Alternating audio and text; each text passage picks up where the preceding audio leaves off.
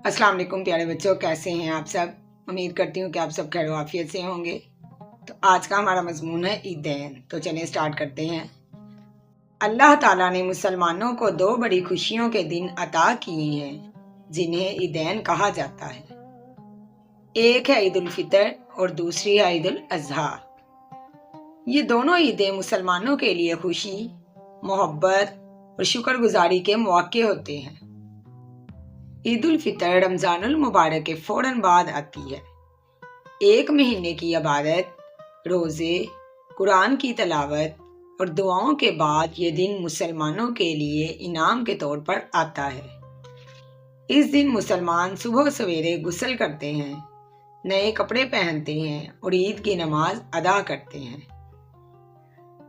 नमाज के बाद सब लोग एक दूसरे को मुबारकबाद देते हैं और खुशी बांटते हैं। ईद उल फितर पर मुसलमान सदका फितर देते हैं ताकि गरीब और मोहताज लोग भी खुशी में शरीक हो सके। ईद उल अजहा को कुर्बानी की ईद कहा जाता है। ये जिलहज की 10 तारीख को मनाई जाती है। ये दिन हजरत इब्राहिम अलैहिस्सलाम की सुन्नत की याद दिलाता है, जिन्होंने अल्लाह ताला के हुक्म पर अपने बेटे हजरत इस्माइल अलैहिस्सलाम को कुर्बान करने का इरादा किया।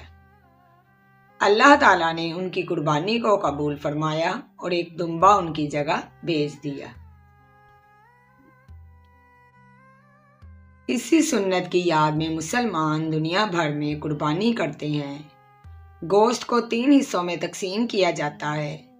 एक हिस्सा अपने लिए, दूसरा रिश्तेदारों के लिए और तीसरा हिस्सा गरीबों और मोहताजों के लिए। ईदैन के ये दोनों दिन मुसलमानों को मोहब्बत, इसार और भाईचारे का सबक देते हैं।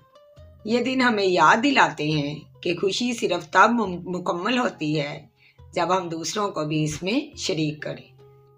आज का हमारा मजमून था ईदैन। तो उम्मीद करती हूँ कि आपको हमारी आज की वीडियो अच्छी लगी होगी।